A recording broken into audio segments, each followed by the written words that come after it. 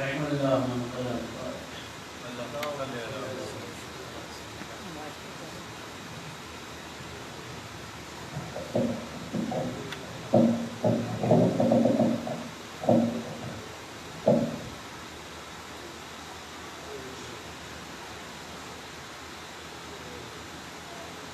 لا حول ولا قوة إلا بالله العلي العظيم. أعوذ بالله السميع العليم من الشيطان اللعين الرجيم. الحمد لله وكفى وسلام على عباده الذين اصطفى الذين أذهب الله عنهم الساحل البيت ويطهرهم تطهيرا.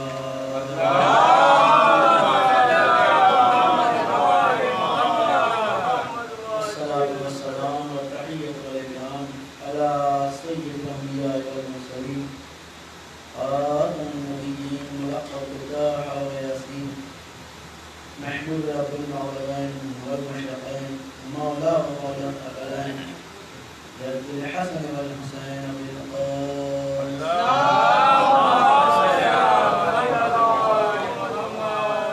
والصلاة والسلام على مولانا أمير المؤمنين مكي مدني رشيد هاشمي صاحب الكعبة والقوسين إمام الحرمين فاتح البدر والهنين أبو السلطين مولانا علي بن أبي طالب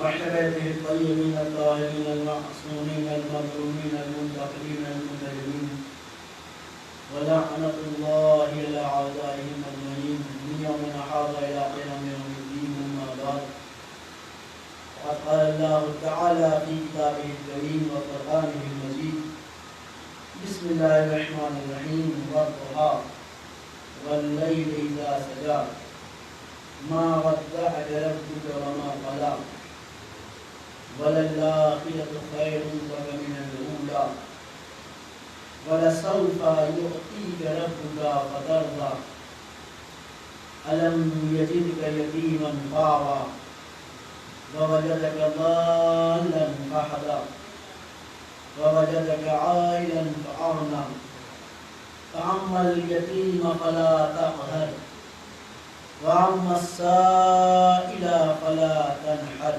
صلاة محمد.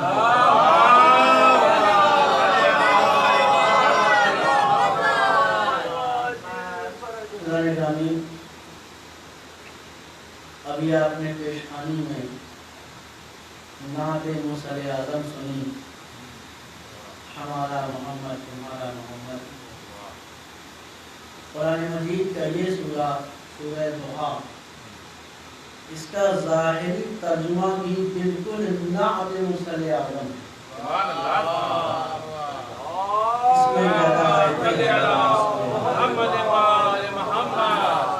اس میں 11 آیتیں ہیں اور ہر آیت میں ظاہری ترجمہ جب ہو رہا ہے تو وہ ہو رہا ہے نعت موسیٰ اعظم کا. والضحیٰ واللیل اذا سجی یعنی ضحیٰ دوپہر کی قسم دن کی قسم اور واللیل اذا سجی رات کی قسم جب وہ دن کو ڈھانپ لیتی ہے یعنی مکمل رات کی قسم. والضحى والليل إذا سجى ما ودعك ربك وما قلى. اے محمد ہم نے تمہیں کبھی تنہا نہیں چھوڑا. ما ودعك ربك وما قلى وللآخرة خير لك من الأولى. اور آخرت تمہارے اولا سے بہتر ہے. تمہارا آخر تمہارے اولا سے بہتر ہے. وَلَسَوْفَ يُعْطِيكَ رَبُّكَ فَتَرْضَىٰ. اور ہم القریب تمہیں وہ عطا کریں گے کہ تم خوش ہو جاؤ گے. وہ عطا کریں گے کہ تم راضی ہو جاؤ گے. وَلَسَوْفَ يُعْطِيكَ رَبُّكَ فَتَرْضَىٰ أَلَمْ يَجِدْكَ يَتِيمًا فَآوَىٰ. اور جب تم یتیم تھے تو کیا ہم نے تمہیں پناہ نہ دی. وَوَجَدَكَ ضَالًّا فَهَدَىٰ. جب تم گمشدہ تھے تو کیا ہم نے تمہیں راہنمائی نہ کی اور تمہاری گمنامی سے نکال کر تم کو ہم نے ایک ایسی پہچان دی کہ کائنات کے ذرے ذرے میں محمد محمد گونج رہا ہے۔ وَوَجَدَكَ عَائِلًا فَأَغْنَىٰ، اور جب تم یتیم اور گمنامی کے اندھیرے میں اس طریقے سے تھے کہ تمہیں کوئی نہیں جانتا تھا مکے کے سرزمین کے علاوہ، آج کائنات میں کوئی ایسی جگہ نہیں ہے کہ جہاں اذان میں محمد رسول اللہ نہ پڑھا جائے۔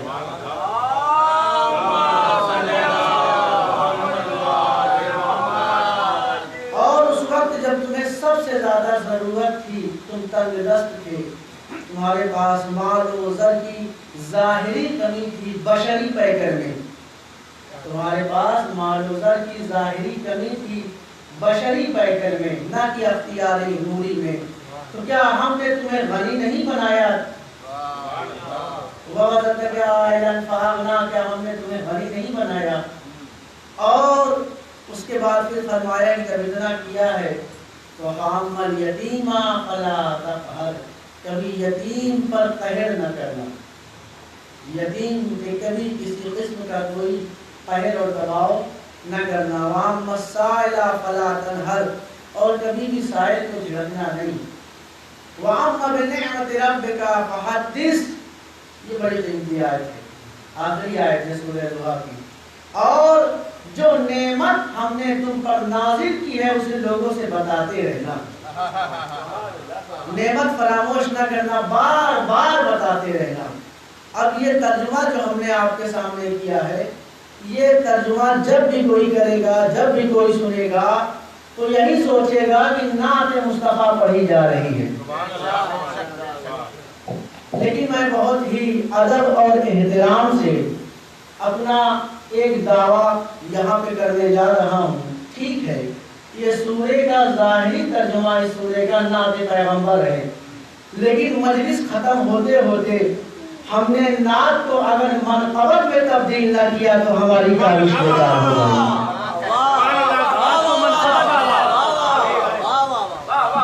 قرآن کا ترجمہ نعت پیغمبر ہے اور ہم انہی آیت کی تفسیر پیش کریں گے۔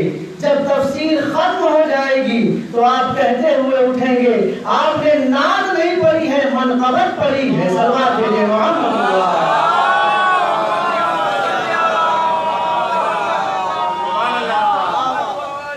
یہ سورہ 11 آیت پر مشتمل ہے اور ایک ایک آیت کی اگر ہم تفسیر کریں گے تو شاید 55 منٹ لگیں گے۔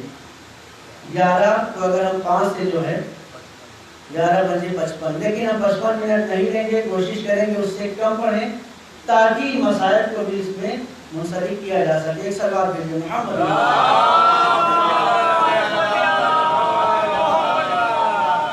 کچھ آیتوں کا صرف ترجمہ ہی درکار ہے، اس کی تفسیر کرنے کی بہت زیادہ ضرورت نہیں ہے یہاں پر، حالانکہ تفسیر ہوئی ہے، کئی صفحوں میں ہوئی ہے تفسیر۔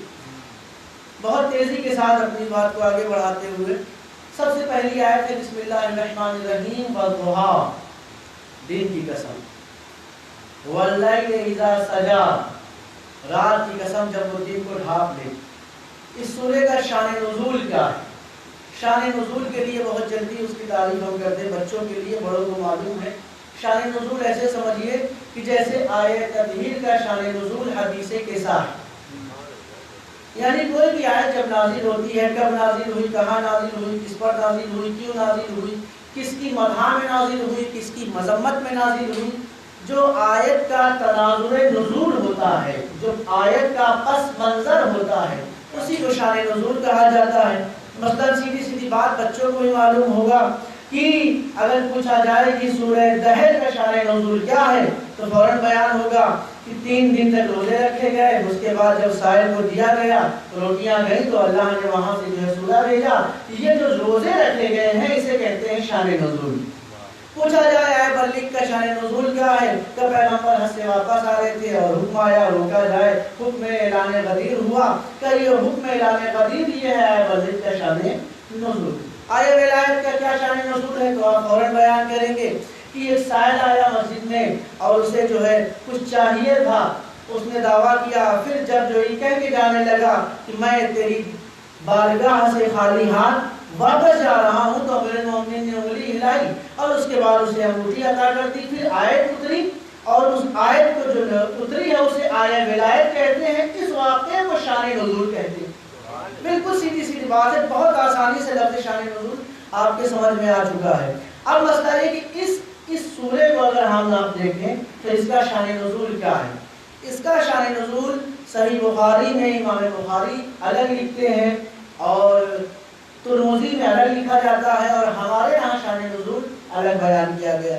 صحیح بخاری کا پڑھ لیتے ہیں سب سے پہلے شان نزول جو آج ہی ہم نے پڑھا ہے. اس کا شان نزول یہ ہے کہ ایک مرتبہ ایسا ہوا, یہ شان نزول جو بیان ہوا ہے وہ دوسری جلد میں موجود ہے سورہ زحل کی تفسیر میں, اور بس ایک ہی شان نزول صحیح بخاری میں بیان ہوا ہے, دوسرا کوئی شان نزول نہیں ہے. وہ یہ ہوا کہ رسول اللہ ایک مرتبہ ایسا ہوا کہ 2 رات نماز شب کے لیے بیدار نہیں ہوئے. اور فرما رہے ہیں 2 رات نماز شب کے لیے بیدار نہیں ہوئے. نماز شب و تہجد ہی لکھا ہے, ورنہ نماز صبح کے لیے سوچنا بھی انسان کو کفر تک پہنچا سکتا ہے. نماز صبح تو بہرحال واجب ہے, نماز شب کے لیے انہوں نے خود لکھا کہ بیدار نہیں ہوئے. تو ام جمیل اورا بنت حرب, یہ ام جمیل جو تھی یہ آئی اور آنے کے بعد اس نے کہا کہ رسول اللہ سے اور اللہ سے رابطہ منقطع ہو گیا, کنیکشن کٹ گیا ہے, نیٹ ورک نہیں مل رہا ہے. اور اس نے آ کے اعلان کیا باقاعدہ مکے کی گلیوں میں کہ اب رسول اللہ پہ کوئی وحی نازل نہیں ہوگی, چونکہ ان کا رابطہ تعلقات ختم ہو چکا ہے اللہ سے. 2 رات ہمیشہ اٹھتے تھے, 2 رات وہ نماز شب کے لیے نہیں اٹھے. اللہ نے گرامی سب سے پہلے اس میں یہ اعتراض ہوگا کہ ام جمیل یہ بیوی ہے ابو لہب کی, اور فرما رہے ہیں یہ بیوی ہے ابو لہب کی. بیٹی کس کی ہے؟ کیا بیٹی ہے حرب کی, اور کیجئے گا بیٹی ہے حرب کی, اور بیٹی ہونے کے ساتھ ساتھ حرب کی بیٹی ہے اور ابو سفیان کی بہن ہے. عجیب شجاع ہے, ابو سفیان کی بہن حرب کی بیٹی, اور کیجئے گا, اور بیوی ہے ابو لہب کی. یہ وہ عورت ہے کہ جس کا ذکر قرآن مجید میں موجود ہے. اور فرما رہے ہیں کچھ عورتوں کا تذکرہ اللہ نے کیا ہے, تو اسی طریقے سے اس عورت کا تذکرہ قرآن مجید میں موجود ہے. اور وہ آیت بھی آپ کو یاد ہے. کون سی آیت ہے؟ وہ آیت ہے سورہ تبت یدا ابی لہب. اس کو آپ آگے پڑھیے, بسم اللہ الرحمن الرحیم. تبت یدا ابی لہب, ابو لہب کے ہاتھ ٹوٹ جائیں. ما اغنی عنہ مالہ ما کسب, جو اس نے کمایا ہے بڑا غرور ہے اسے اپنی دولت پر, وہ اس کے کام آنے والا نہیں. سیصلی نارا ذاتا, ان قریب بھڑکتی ہوئی آگ اسے اپنے گرفت میں لے لے گی. وامرأتہ حمالۃ الحطب, اور اسے بھی لے لے گی, اور اس کے ساتھ وامرأتہ, اس کی عورت کو بھی وہ آگ لے گی اپنی گرفت میں. کون عورت؟ حمالۃ الحطب, جو لکڑیاں ڈھویا کرتی ہے. اور فرما رہے ہیں یہ آیت کریمہ ہے, یعنی اس سورے میں 2 لوگوں پہ لعنتیں بھیجی گئی, اور لعنت بھی جب ابو لہب پہ بھیجی گئی تو نام لے کر لعنت بھیجی گئی. نام لے کر, تبت یدا ابی لہب, ابی لہب پہ لعنت ہو, ابی لہب کے ہاتھ ٹوٹ جائے. تو ابو لہب کے ہاتھ ٹوٹ جائے اور اس کی عورت پر کہ جو لکڑہارن ہے اور لکڑیاں دھویا کرتی ہے, حمالۃ الحطب ہے. لیکن عزیزان گرامی یہ بھی باریکی ہے, چونکہ دوسرا موضوع ہو جائے گا, ہم تفسیر کر رہے ہیں سورہ زحل کی, اور تفسیر شروع ہو جائے گی تبت یدا ابی لہب کی. لیکن ایک چیز یہاں پہ ہمارا دل ہے تو اس کو کہے بغیر ہم آگے نہیں بڑھیں گے. قرآن کا جملہ, قرآن کی فصاحت, قرآن کی بلاغت, قرآن کا زبر, قرآن کا زیر نباتنا ہوتا ہے, نہ اس میں ذرہ برابر زیادتی ہے نہ کمی ہے. جو بولتا ہے پوری بلاغت میں بولتا ہے. جو ہوتا ہے, قرآن نے یہ نہیں کہا کہ ابو لہب کے ہاتھ ٹوٹ جائے, غور کیجیے, تبت یدا ابی لہب ما اغنی عنہ مالہ ما کسب سیصلی نارا ذاتا. یہاں پہ یہ نہیں کہا کہ ابو لہب کے ہاتھ ٹوٹ جائے اور اس کے بھی ہاتھ, اس کے ساتھ بھی وہ آگ آئے گی جو اس کی زوجہ ہے. غور فرمائیے گا, الفاظ یہ نہیں ہیں وزوجتہ حمالۃ الحطب, الفاظ ہے وامرأتہ حمالۃ الحطب. دونوں میں فرق ہے. قرآن نے اس کی بیوی اس پہ بھی لعنت ہو، اس کو بھی آگ گرفت ملے گی اور اس کی زوجہ کو بھی آگ گرفت ملے گی۔ قرآن نے کہا اس کو آگ گرفت ملے گی اور اس کی عورت کو بھی آگ گرفت ملے گی۔ قرآن اشارہ کرنا چاہ رہا ہے کہ عورت ہونا اور ہے، زوجہ ہونا اور ہے۔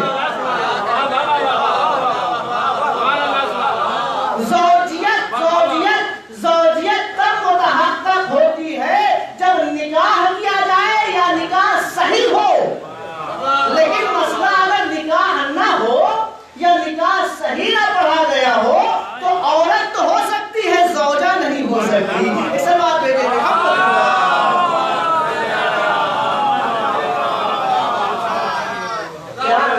بلاغت قرآن ہے، یہ کوئی تورا نہیں ہے۔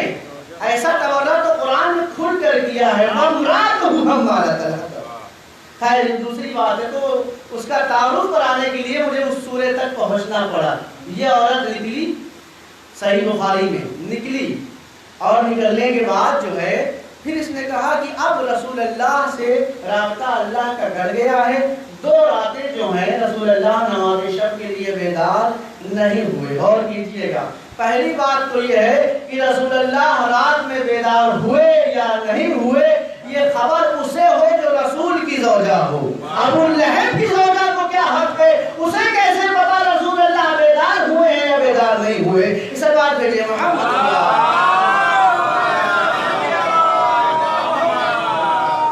اس میں ٹیکنیکل پرابلم یہ ہے اس روایت میں کہ اسے کیسے پتا؟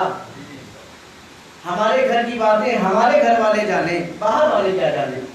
لہذا سب سے پہلے اور دوسری چیز یہ ہے، سب سے اہم جواب، دوسری چیز جو شان نزول کو باطل کر رہا ہے یہاں پر، دوسری چیز یہ ہے کہ یہ کہنا کہ رسول اللہ 2 رات نماز شب کے لیے بیدار نہیں ہوئے، یہ تب صحیح ہوتا کہ جب سورہ مزمل قرآن میں موجود نہ ہوتا۔ جب سورہ مزمل موجود ہے، خود قرآن کہہ رہا ہے یا ایھا المزمل قم اللیل الا قلیلا، اے رسول اللہ رات کو تھوڑا آرام بھی کر لیا کرو، رات بھر بیدار رہ کے عبادت کیوں کرتے ہو؟ اس بات بھیجے محمد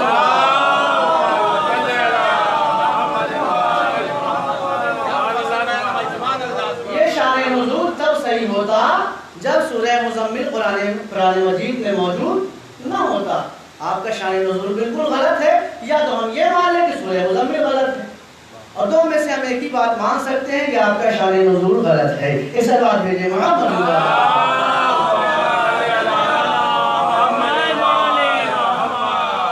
شان نزول ہی تک جو ہے کافی وقت ہو گیا ہے، میرے خیال سے 10-12 منٹ ہو گیا۔ بہرحال ابھی شان نزول ہی تک بات چلی ہے، اور میرا وعدہ وہی ہے کہ ہم اس نعت کو منقبت میں بدلیں گے۔ قرآن مجید میں یہ نعت مصطفیٰ ہے، ہم اسے منقبت اہل بیت میں بدل دیں گے۔ اللہ ہمیں وہ طاقت دے اور قوت بیان عطا کرے۔ صلوات بھیجے محمد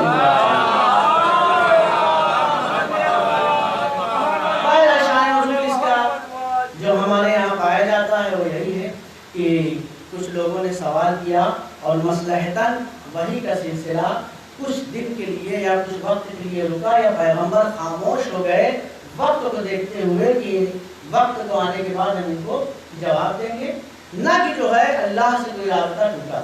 لیکن اللہ نے یہ چونکہ انہوں نے اعتراض کیا تھا اور اس بات کو شائع کیا تھا پورے مکے میں، تو انہیں جواب دینے کے لیے اس سورہ کا نزول کرنا پڑا۔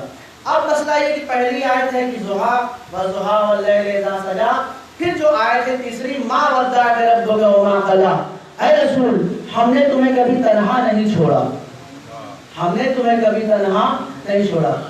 اب اگر تنہا نہیں چھوڑا تو یہ بتائیے کیا اللہ نے ہمیں کبھی تنہا چھوڑا؟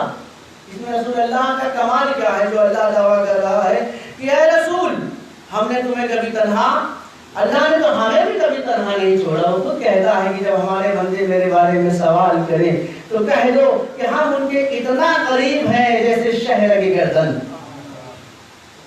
اور اتنا ہی نہیں، واقعہ بھی آپ کو معلوم ہوگا اللہ کبھی بھی کسی بندے کو تنہا نہیں چھوڑتا۔ استاد نے کہا کہ یہ چڑیا لو اور یہ چاقو لو اپنے شاگردوں سے ایسی جگہ ذبح کرنا کہ جہاں پہ کوئی دیکھنے والا نہ ہو، سارے لوگ ذبح کر کے لائے، کوئی کہیں کوئی کہیں کوئی کہیں، تنہائی ڈھونڈ کر لیکن ایک شاگرد تھا، اس نے لا کے چاقو بھی وہیں پہ رکھ دیا اور جو ہے چڑیا بھی رکھ دی کہ نہیں میں اسے ذبح نہیں کر سکا۔ کیوں نہیں ذبح کا؟ آپ نے شرط لگائی تھی ایسی جگہ ذبح کرنا کہ جہاں کوئی دیکھنے والا موجود، ہم جہاں جہاں گئے وہ ہمیں دیکھ رہا تھا۔ اس کا مطلب یہ ہے کہ اس نے تو کبھی کسی کو تنہا نہیں چھوڑا۔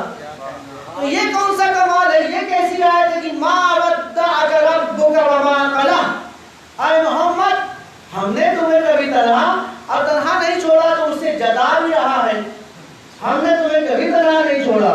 یا اللہ تو نے تو ہم جیسے گنہگاروں کو بھی کبھی تنہا نہیں چھوڑا، کسی کو تو تنہا نہیں چھوڑتا، جہاں ہم ہوتے ہیں وہاں تو ہوتا ہے، کوئی ہو نہ ہو لیکن تو ضرور ہوتا ہے۔ تو اللہ کسی کو تفریح کون سی بات ہے جو اللہ اشارہ کرنا چاہ رہا ہے؟ تو مسئلہ یہ کہ کبھی کبھی بندوں کے فعل کو خدا اپنی طرف منسوب کرتا ہے، کام بندے کرتے ہیں منسوب خدا۔ اچھا اس آیت سے نہیں سمجھ میں آیا، آگے والی آیت دیکھ لیجئے، اگر یہ بات میری غلط ہو تو آگے والی بات بالکل سمجھ میں آ جائے گی۔ کبھی کبھی آیت کی تفسیر کر دیتی ہے، ایک آیت دوسری آیت کی تفسیر۔ ہمیں یہ بات نہیں سمجھ میں آ رہی تھی جو اللہ نے کہا ما ودعک ربک وما قلی، اے محمد ہم نے تمہیں کبھی تنہا نہیں چھوڑا، اس میں رسول اللہ کا کون سا کمال ہے؟ یہ کام تو اللہ ہمارے ساتھ بھی کرتا ہے، ہم کتنے گنہگار ہو جائے وہ ہمیں کبھی تنہا نہیں چھوڑتا۔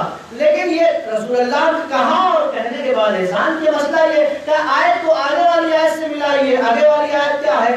آگے والی آیت یہ بیان ہوتی ہے کہ الم یجدک یتیما فآویٰ، جب تم یتیم تھے تو کیا ہم نے تمہیں سہارا نہیں دیا؟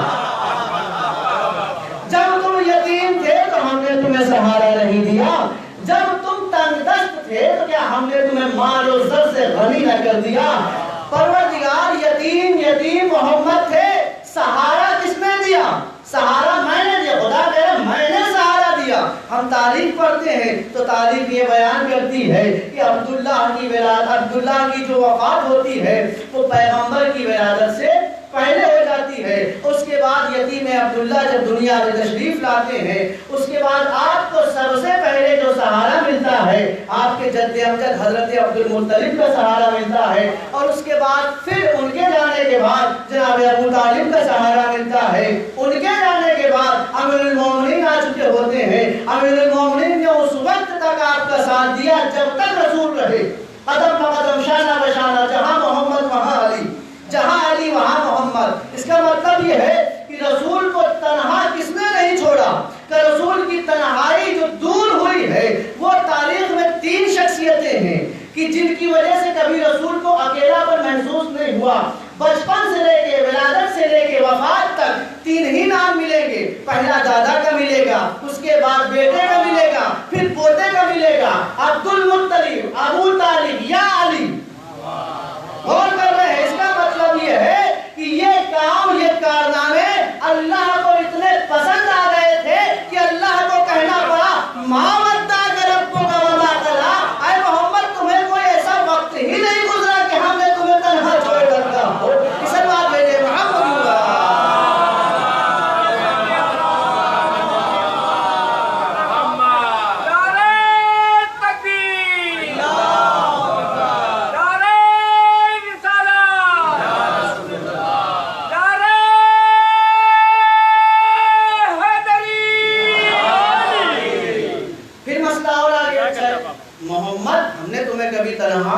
نہیں چھوڑا، کبھی بھی تنہا نہیں چھوڑا، تمہیں کبھی اکیلے پن کا احساس نہیں ہونے دیا۔ یہ ہے آیت کریمہ کا مطلب، نہ کہ وہ جو مفسرین بیان کرتے۔ اچھا مسئلہ ٹھیک ہے، ابو طالب نے پرورش کی، عبد المطلب نے پرورش کی، غور کر رہے ہیں، پرورش عبد المطلب نے کی، اللہ نے کہا ہم نے پالا، ابو طالب نے کی، اللہ نے کہا ہم نے پالا۔ خدیجہ کے ذریعے مال و زر عطا کیا گیا، خدیجہ ام المومنین کے ذریعے، جناب خدیجہ کے ذریعے مال و زر عطا کیا گیا، غنی ہو گئے پیغمبر۔ اللہ نے کہا ہم نے غنی کیا۔ اچھا آپ کو ان کمالات میں ایک خاص چیز کیا نظر آئی؟ کام جناب ابو طالب نے کیا، اللہ نے کہا ہم نے کیا۔ کام جناب خدیجہ نے کیا، اللہ نے کہا ہم نے کیا۔ کہا اس طریقے سے آپ نہیں سمجھیں گے، آپ وہ مقامات تلاش کیجئے جہاں جہاں بندوں نے کام کیا ہو، مخلوقات نے کام کیا ہو اور اللہ نے اسے اپنا کہا ہو، پھر ان چیزوں میں کامن دیکھیے، قدر مشترک تلاش کیجئے۔ وہ کون سا قدر مشترک ہے جو ان میں بھی پایا جاتا ہے اور ہم میں بھی اور ان آیتوں میں پایا جاتا ہے؟ مثلا کہ سب سے پہلے آپ وہاں سے شروع کیجئے کہ جب ابلیس نے جناب آدم کے سجدے کا انکار کیا تو اللہ نے کہا کہ ما منعک اللہ تسجد لما خلقت بیدی، اور کر رہے ہیں لما خلقت، اللہ نے کہا کہ دیکھو تمہیں جو سجدے سے روک رہی تھی وہ کون سی چیز تھی؟ جبکہ ہم نے آدم کے پتلے کو، آدم کو اپنے دونوں ہاتھوں سے اور کر رہے اپنے دونوں ہاتھوں سے خلق کیا۔ یہ آیت یاد ہے اور کریے گا۔ مسئلہ یہ ہے کہ خلق کس نے کیا؟ آدم کا پتلا کس نے بنایا؟ تاریخ بھی لکھتی ہے اور تمام چیزیں مستند ہے کہ آدم کا پتلا جو بنا ہے، صلوات بھیجے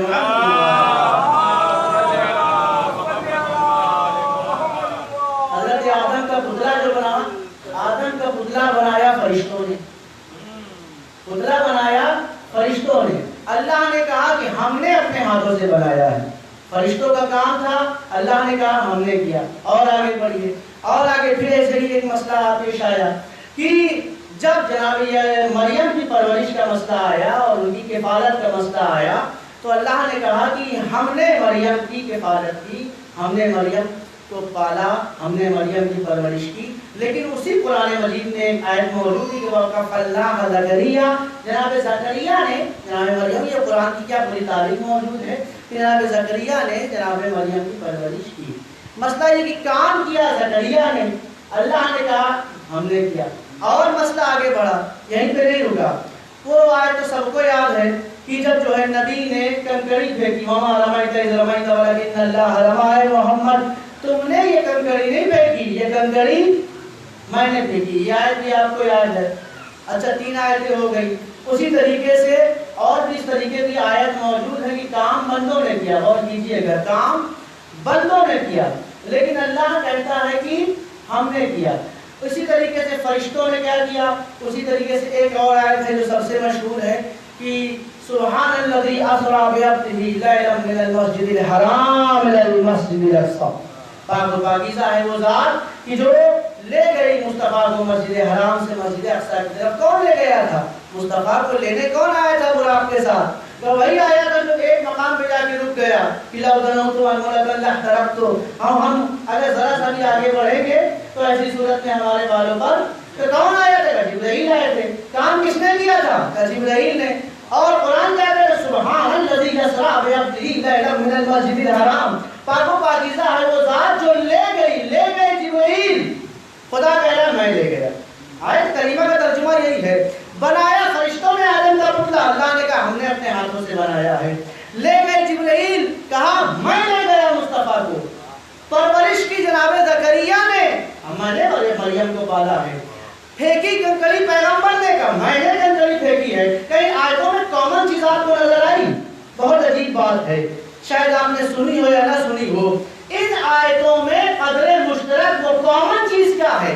ان آیتوں میں سب سے بڑا قدر مشترک یہ پایا جاتا ہے کہ جن لوگوں کی نسبت، امور کی نسبت، فعل کی نسبت، جن کے افعال کی نسبت اللہ نے اپنی طرف کی ہے وہ سب معصوم ہیں۔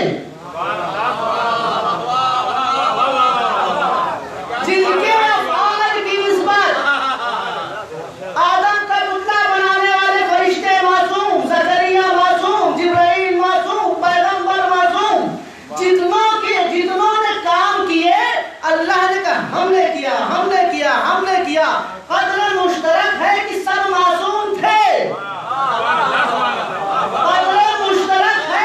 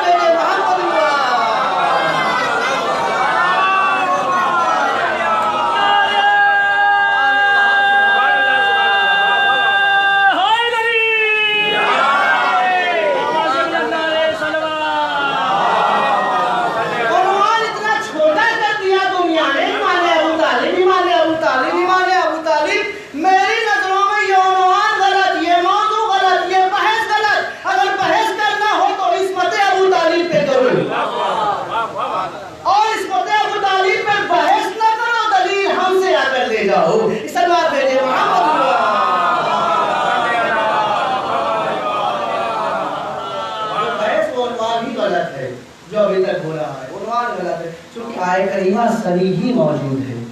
ہم نے یہ کام کیا، ہم نے تمہاری پرورش کی، تم یتیم تھے تو کیا ہم نے تمہیں نہیں پالا؟ سیکوینس دیکھیے، وہی لہجہ ہے، وہی قرآن ہے، وہی قدر مشترک پایا جاتا ہے۔ اچھا ٹھیک ہے، اس کے آگے کا مسئلہ پیش آیا، ایک آیت آگے بڑھی ہے، اچھا وہی چیز بھی جناب خدیجہ بھی لاگو ہوگی، اس وقت خدیجہ بھی بحث ہے، بحث نہیں ہے بلکہ ہم نے تو ثابت ہی کر دیا ہے۔ سلوات بھیجے محمد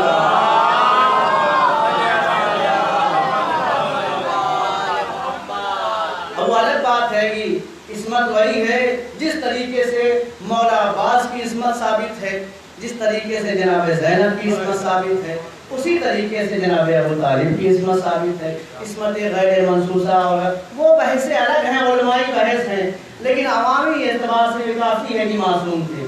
وہ بحث الگ ہے کہ 14 کے علاوہ جو قسمت ہوگی اس کی منزل کیا ہوگی، اس کا فلسفہ کا کیا مقام ہوگا، اس میں علم کلام میں کیا بحث ہوگی، یہ بحث زیادہ کھولنے کی ضرورت ہے۔ بس اتنا سمجھیے کہ ابو طالب بھی معصوم ہے، خدیجہ بھی معصوم ہے، عباس بھی معصوم ہے، زینب بھی معصوم ہے۔ اب یہ عصمت کی منزل کیا ہے یہ علماء بحث کریں گے، عوام کو بحث کرنے کی ضرورت نہیں ہے۔ سلوات بھیجے محمد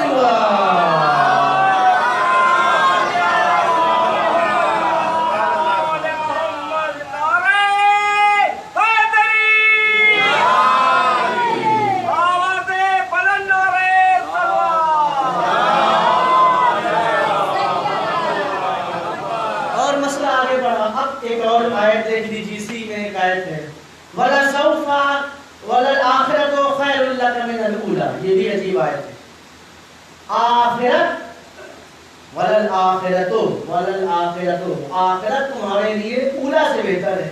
اچھا، اکثر مفسرین ہمارے برادران اہل سنت اور بعض برادران تشیع نے بھی ترجمہ لگے ہاتھ کر کیا ترجمہ کر دیا کہ تمہارے لیے آخرت دنیا سے بہتر ہے، تمہارے لیے آخرت دنیا سے، ترجمہ کیا کیا، اولا کا ترجمہ دنیا کر دیا، وَلَلْآخِرَةُ خَيْرٌ لَكَ مِنَ الْأُولَىٰ، تمہارے لیے دنیا سے بہتر آخرت ہے۔ دنیا میں تم پریشان رہے، بہت زیادہ لوگوں نے تم پہ جو ہے کوڑے پھینکے، تمہیں جادوگر کہا، ساحر کہا، توہین کی، ستایا، سب کچھ اونٹوں کی اجڑیاں پھینکی، یہ سب دنیا میں بہرحال آپ پریشان ہوئے مصطفیٰ، آخرت تمہارے لیے بہتر ہے۔ اولا کا ترجمہ، اچھا دنیا کو اللہ نے کیوں استعمال نہیں کیا؟ اگر شورا حضرات بیٹھے ہوں تو دنیا اور اولا دونوں کا تقریباً ہم کافیاں ہیں۔ اگر اس طریقے سے آیت ہوتی وَلَلْآخِرَةُ خَيْرٌ لَكَ مِنَ الدُّنْيَا، تو کیا لہجہ بدل جاتا؟ کیا لغتی کو کافیہ جو سیکوینس چلا آ رہا تھا سجا وہ بدل جاتا؟ بالکل نہیں بدلتا، دنیا رکھے یا اولا رکھے وہی چیز ہے۔ تو اللہ نے دنیا کی استعمال، اچھا دنیا کبھی کبھی الفاظ اس لیے نہیں استعمال ہوتے کہ غریب اللغات ہوتے ہیں، یہ غریب اللغات ایک اصطلاح یاد رکھیے گا، غریب اللغات یعنی ہے زبان کے اندر ہے، ہم استعمال نہیں کرتے۔ جیسے مرثیوں میں آپ میرانیس کی بھی پڑھیں گے، مردبیر کی بھی پڑھیں گے کہ رانڈو کا لفظ استعمال ہوا ہے، رانڈو کا قافلہ چلا، رانڈو کے معنی ہوتے بیوہ، لیکن غریب اللغات ہے ہماری زبان میں اب استعمال نہیں ہوتا، لیکن آپ یہ ثابت نہیں کر سکتے کہ اردو نہیں ہے، آپ یہ نہیں کہہ سکتے کہ اردو نہیں ہے۔ میرانیس نے اگر استعمال کیا ہے تو اردو ہے، آپ نہ استعمال کریں۔ اسی طریقے سے باندی، یہ لفظ بھی مرثیے میں استعمال، باندی کے معنی ہوتے کنیز، باندی کا لفظ، لیکن غریب اللغات ہے نہ، اب تو کہیں نہیں پڑھا جاتا ہے، یہ لفظ استعمال نہیں ہوتا، لیکن لغت میں ہے۔ تو کبھی کبھی ایسا لفظ ہوتا ہے غریب اللغت کہ اللہ نے اس لیے استعمال نہیں کیا کہ لوگ سمجھ نہ پائیں گے، اور قرآن عربی مبین میں نازل ہوا ہے سب کوئی سمجھ جائے، لیکن مسئلہ کہ دنیا کیا غریب اللغت ہے؟ آپ قرآن کی تلاوت کریں، اس میں جگہ جگہ پہ دنیا والآخرت، دنیا والآخرت، دنیا والآخرت، کتنی مرتبہ دنیا آیا ہے، جگہ جگہ دنیا آیا ہے۔ کوئی ایسا لفظ تو نہیں تھا نایاب لفظ کہ اللہ نے سوچا کہ کوئی سمجھ نہ پائے گا اولا رکھ دیا۔ بھائی سوال بنتا ہے کہ نہیں بنتا؟ دنیا کا غریب اللغات تھا، ترجمہ جو آپ مفسرین حضرات کرتے ہیں کہ دنیا سے بہتر ہے آخرت مصطفیٰ تمہارے لیے، تو دنیا ہی کیوں استعمال کیا؟ دنیا کیوں استعمال نہیں کیا؟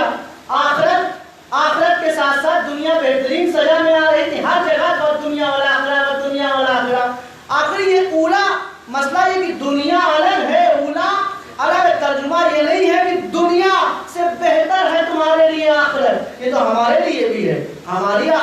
دنیا سے بہتر ہے. بھائی اگر یہی مسئلہ ہے اب دنیا سجن المومن و جنت الکافر، مومن کے لیے قید خانہ ہے اور کافر کے لیے جنت ہے، تو ہم جیسوں کے لیے بھی یہی آیت مصداق ہو جائے گی. وَلَلْآخِرَةُ خَيْرٌ لَكَ مِنَ الْأُولَىٰ، تمہارے لیے آخرت بہتر ہے اولا سے، دنیا سے بہتر آخرت. مسئلہ یہ ہے کہ مسئلہ دنیا اور آخرت کا نہیں ہے، اولا اور آخرت کا ہے. یہ اولا کیا ہے؟ اب مفسرین نے تھوڑا سا فراغ دلی سے کام لیا. اب فراغ دلی دکھائی کہا یہ ٹھیک ہے دنیا ہے، لیکن اس میں یہ ممکن ہے کہ پیغمبر کی زندگی کو بانٹا جائے دو حصوں میں، ایک قبل از بعثت اور ایک بعد از بعثت، کہ تمہارے لیے اے مصطفیٰ بعد از بعثت بہتر ہے، خیر ہے، زیادہ اچھی ہے قبل از بعثت، یا بانٹا جائے قبل ہجرت اور بعد ہجرت. کیا وہ آخری جو زندگی ہوگی تمہاری 63 سال میں، آخر کی زندگی میں تمہیں زیادہ فراوانی، زیادہ فتوحات ملے گی، زیادہ کامیابی ملے گی، اور شروعاتی زندگی میں پریشانی ہوگی. ایک سلوات بھیجے محمد.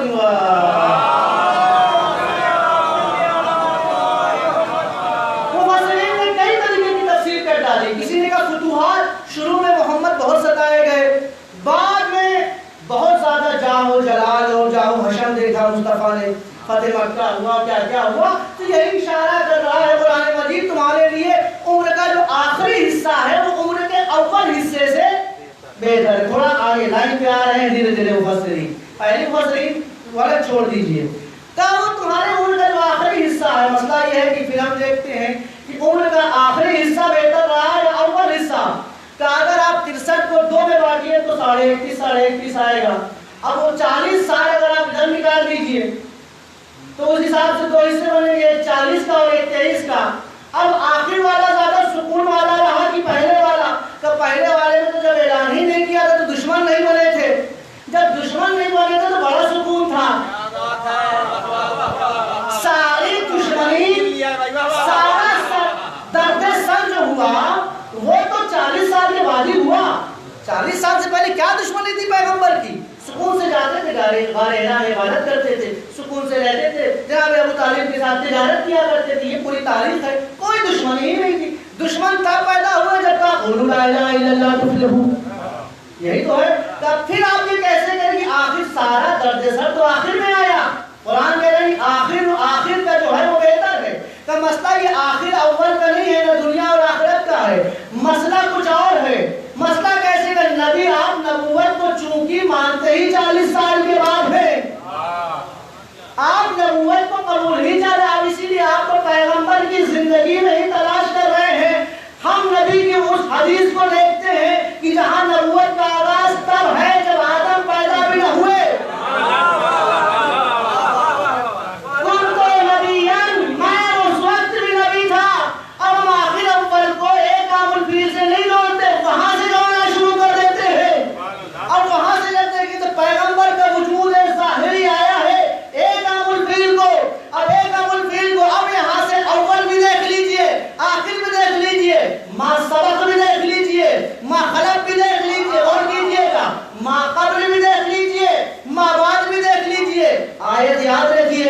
وَلَلْآخِرَةُ خَيْرٌ لَكَ مِنَ الْأُولَىٰ. آخر والا حصہ پہلے والے حصے سے بہت اچھا ہے، بہت بہتر ہے. نا کیوں؟ کہ پہلے کا حصہ جو نبوت کا غور کیجئے گا کہ اس حصے میں پیغمبر کی نبوت تو چل ہی رہی تھی. آدم بھی آئے تو کیا پیغمبر نبی نہیں تھے؟ نوح آئے تھے پیغمبر نبی نہیں تھے؟ موسیٰ آئے تھے پیغمبر نہیں؟ اس وقت بھی نبی تھے جب آدم کا پتلا بنایا جا رہا تھا. اس کا مطلب یہ ہے کہ اولا اور آخرت سے مراد یہ مسئلہ ہے. پیغمبر کا انجام وہ ہے جسے نبوت کے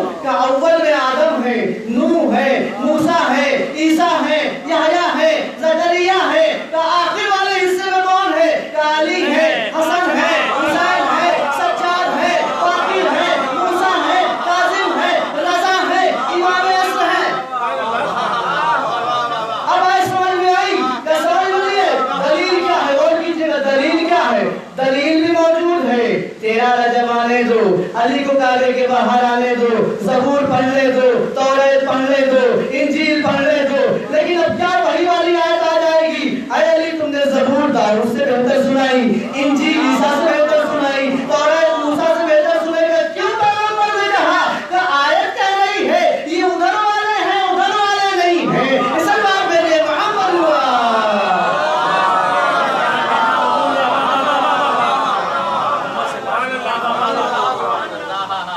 کتنی دلیلیں موجود ہیں، وہ اول والے حصے تھے کہ جس میں ایک پیغمبر دعا کرتا ہے کہ یا اللہ مجھے وہ ملک عطا کر دے جو کسی کو نہ ملے ہمارے بعد، ملک عطا کیا، جنات پہ حکومت اور چرند پہ حکومت، پرند پہ حکومت، حدود پہ حکومت، تمام چیزوں پہ حکومت عطا کر دی، ہوا پہ حکومت، کا حکومت کی تمنا تھی کہ کیسے، کا حکومت کی تمنا تھی سلیمان کے دل میں، اللہ نے عطا کر دی، کیا یہی تو کہتے ہیں وہ پیغمبر کا شروعاتی اور کیجئے گا، وہ پیغمبر کا ماسبق تھا جسے نبوت کہتے ہیں، ان انبیاء کو بھی جنہیں پسینے سے خلق کیا گیا تھا، لیکن وہ پسینے والے اور ہوتے ہیں، لہو کی طہارت اور ہوتی ہے، اور کیجئے گا، وہ پسینے سے خلق کیے گئے تھے، وہ اول کے حصے تھے، جو لہو سے خلق کیے گئے ہیں، وہ آخر کے حصے، اور کیجئے گا، کیا دلیل ہے کہ ما خلق، ما خلق، ما سلف سے بہتر، اور کیجئے گا، ما خلق، ما سلف سے بہتر ہے،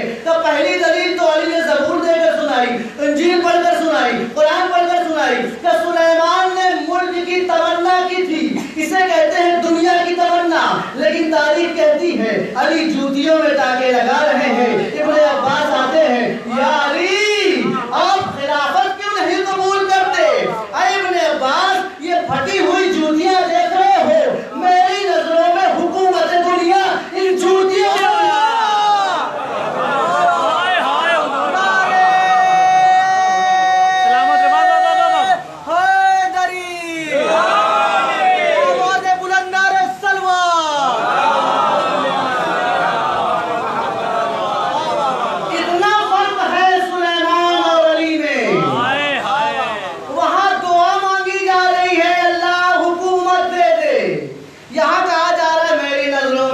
کی حکومت ان پھٹی ہوئی جوتیوں سے بھی زیادہ بدتر ہے۔ اگر ابھی بھی سمجھ میں نہیں آئی ہے یہ والی تفسیر، وَلَلْآخِرَةُ خَيْرٌ لَكَ مِنَ الْأُولَىٰ، اے پیغمبر تمہارا ما خلق ما سبق سے بہتر ہے، ما خلق ما سبق سے بہتر ہے، یاد رکھیے گا، آخری جملہ ہے اس حدیث کو، اس آیت کو ثابت کرنے کے لیے۔ اب اگر کسی کو، اب میں کسی کو بتاؤں گا نہیں، اب میں دکھاؤں گا، کہ کیسے دکھائیں گے، کہ ٹھیک ہے ابھی بھی تمہیں یہ سمجھ میں نہیں آیا کہ پیغمبر کے لیے کہا گیا وَلَلْآخِرَةُ خَيْرٌ لَكَ مِنَ الْأُولَىٰ، تمہارا ما خلق ما سبق سے بہتر، ما خلق ما سبق سے بہتر، ابھی اگر سمجھ میں نہ آیا تو کوئی بات نہیں، تب تو سمجھ میں آئے گا جب ظہور ہوگا، پانی میں مصلی بچھایا جائے گا، ایک ادھر سے آئے گا، ایک ادھر سے آئے گا، ایک ما خلق آئے گا، ایک ما سبق آئے گا، جو بہتر ہوگا وہی نماز پڑھائے گا۔ صلوات بھیجے محمد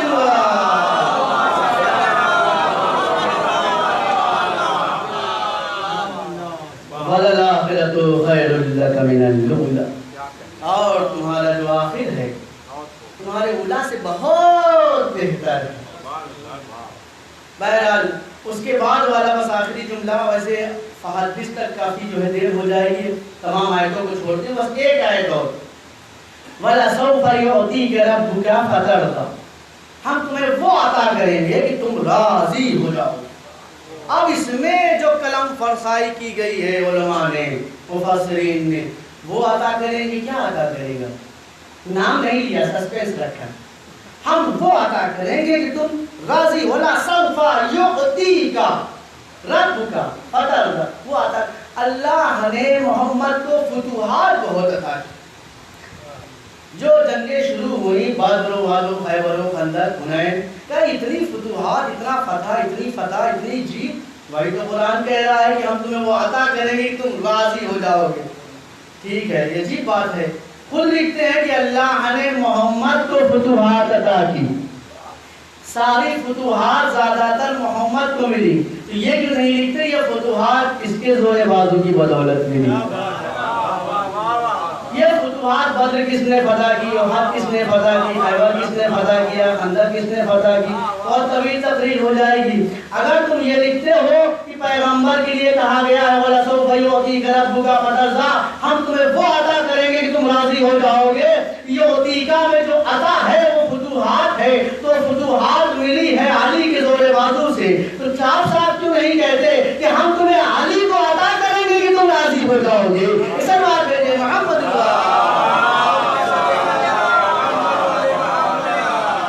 مجھے اس تفسیر سے گریز نہیں ہے، یہ تفسیر اہل سنت نے لکھی ہے کہ اس سے مراد فتوحات ہیں، لیکن انہوں نے یہ نہیں لکھا کہ فتوحات کس کی بل پہ ملی، کس کی زور بازو سے فتوحات ملی۔ حالانکہ یہ تفسیر غیر صریح ہے، صریح تفسیر کچھ اور ہے۔ اچھا کچھ لوگوں نے لکھا کہ اس سے مراد شفاعت ہے، جو شفاعت کے قائل ہیں، ورنہ ایک بڑا طبقہ شفاعت کا منکر ہے، لیکن علماء میں اہل سنت کے ایک بڑے طبقے ایسے ہیں کہ جو شفاعت کے قائل ہیں، مانتے ہیں چند لوگ ہیں جو شفاعت کے منکر ہیں، زیادہ تر تمام فرق شفاعت کے قائل ہیں، کہتے ہیں کہ ہم تمہیں وہ عطا کریں گی کہ تم راضی ہو جاؤ گی، اس سے مراد شفاعت ہے، پھر روز محشر سجا ہوگا، محمد مصطفیٰ بیٹھے ہوں گے، اللہ نے کہا ان کو بخشا، ان کو بخشا، ان کو بخشا، ان کو بخشا، اتنے لوگوں کی بخشش ہو جائے گی کہ اب اللہ پوچھے گا راضی ہوئے؟ یہ تفسیر ہے باقاعدہ۔ تو اس سے مراد شفاعت ہے، ہم تمہیں وہ عطا کریں گے کہ تم خوش ہو جاؤ گے، لیکن میری نظروں میں یہ تفسیر بھی غیر صریح ہے، اور فرمائیے گا۔ اب آپ کہیں گے غیر صریح کیا ہوتا ہے؟ شفاعت بھی آپ کھل کے نہیں مان رہے، حالانکہ ہے، تفسیریں کئی ہوتی ہیں، لیکن اس کا جو ہے ایک لیول ہوتا ہے، معیار ہوتا ہے، گریڈ ہوتا ہے، یہ پہلی بہترین تفسیر یہ ہے، اول اولا تفسیر یہ ہے۔ تو عزیزان گرامی، یہ صریح غیر صریح کیا ہوتا ہے؟ مثلا ڈاکٹر نے ایک دوا لکھ دی، اب ہم پہنچ گئے اپنے گاؤں میں، اب گاؤں میں تو جیت بھی جاتے ہیں، روٹی کپڑا مکان یہ سب نعمت الہی ہے، کسی نے لکھا نعمت سے مراد نمک ہے، جو نمک نہ ہو تو پورا مزہ بیکار ہے، نعمت سے مراد یہ، لیکن عزیزان گرامی آپ عقل کے نہ بھول لیں، قرآن کہہ رہا ہے کہ نعمت کا چرچا کرتے رہو، ہم کھا کے آتے ہیں بتاتے ہیں کیا کھا کے آئے ہیں، آج ہم نے یہ کھایا، آج کیا ہر وقت کھانے پینے کی باتیں کرتے ہیں، آدمی کہتا بیوقوف انسان ہے، کھانے پینے کے ہر کام یہ کھا کے آئے ہیں، نعمت تو ہے نا، قرآن کہہ رہا ہے وہاں پر نعمت رب کا فحدث، ہم یہ کھا کے آئے ہیں، اگر یہ مسئلہ ہے تو انسان احمد کہے گا۔ اچھا کپڑا بھی نعمت ہے، ہم آگے بیان کریں ہم یہ اتنے روپے میٹر والے کپڑا پہنے ہیں، وہاں پر نعمت رب کا فحدث، نعمتوں کی چرچا کرتے رہنا، قرآن کہہ رہا ہے ہم بہت قیمتی کپڑا پہنے ہیں، اچھا یہ بھی ہے کہ نہیں اس میں بھی انسان بہت ہنسے گا، یہ کون سا چرچا ہے؟ نہ کپڑے کا تذکرہ کھل کے کر سکتے ہیں، نہ روٹی کا تذکرہ کر سکتے ہیں، نہ ہم یہ کہیں گے کہ ہمارا مکان بہت عمدہ ہے، ہمارا فلیٹ اتنا بڑا ہے، ہمارا مکان اتنے بیگھہ میں بڑا ہے، جہاں یہ باتیں ہوئی انسان کے بڑا مغرور انسان ہے، اور کوئی بات ہی نہیں، جہاں دیکھو زمینداری گرانا شروع کر دیتے ہیں، اتنے بیگھہ اتنے بیگھہ اتنے بیگھہ، نعمت ہے تو قرآن کی آیت ہے کہ نعمت کی چرچا کرو، غور کیجئے گا، نعمت نہ ہم مکان کا تذکرہ کھل کے کریں تب بھی غلط، قرآن کہہ رہا ہے نعمت کا تذکرہ کرو، غور کیجئے، ہم سے نہیں کہہ رہا ہے، پیغمبر سے کہہ رہا ہے کہ ہم نے تمہیں یہ عطا کیا، یہ عطا کیا، یہ عطا کیا، آخری آیت کیا ہے کہ نتیجہ سورہ زہر وَأَمَّا بِنِعْمَتِ رَبِّكَ فَحَدِّثْ، نعمت کو بتاتے رہنا، نعمت کو چھپانا نہیں، نعمت بیان کرتے رہنا، نعمت چھپانا نہیں، روٹی کا تذکرہ کرے تو بھی غلط، مکان کا تذکرہ کرے تو بھی غلط، کپڑے کا تذکرہ کرے کتنے روپے میٹر پہنا ہے تو بھی غلط، تو کون سی نعمت ہے؟ کہ دیکھو تو نبی نے کون سی نعمت کا تذکرہ کیا ہے، کہ جہاں حسین کو دیکھا کہ ھذا حسین الفاروق، جہاں زہرا کو دیکھا کہ رسول اللہ من مقامہ، جہاں حیدر کو دیکھا ھذا صراط المستقیم، ھذا صراط المستقیم، یہ صراط المستقیم ہے، کہ تھوڑا سا چرچا رہ گیا تھا، پیغمبر نے حج کی واپسی میں قافلہ رکوا لیا، جی کس طریقے سے زندگی گزار رہی تھی، جینے کا ہدف کیا تھا، جینے کا مقصد کیا تھا، کس کے سہارے، کن یادوں کے سہارے رباب کی حیات چل رہی تھی، رباب کی سانسیں چل رہی تھی، یہ راز تب کھلا کہ جب سجاد نے کہا اے اماں آپ دھوپ میں بیٹھے بیٹھے مریض ہو گئی ہیں، آپ کی طبیعت ناساز ہے، آپ سائے میں چلی جائیے، اے سجاد میں نے وعدہ کیا ہے اپنے والی و والد سے میں کبھی سائے میں نہ جاؤں گی، سجاد نے کہا کہ میں بھی تو ایمان ہوں، اب ایمان کا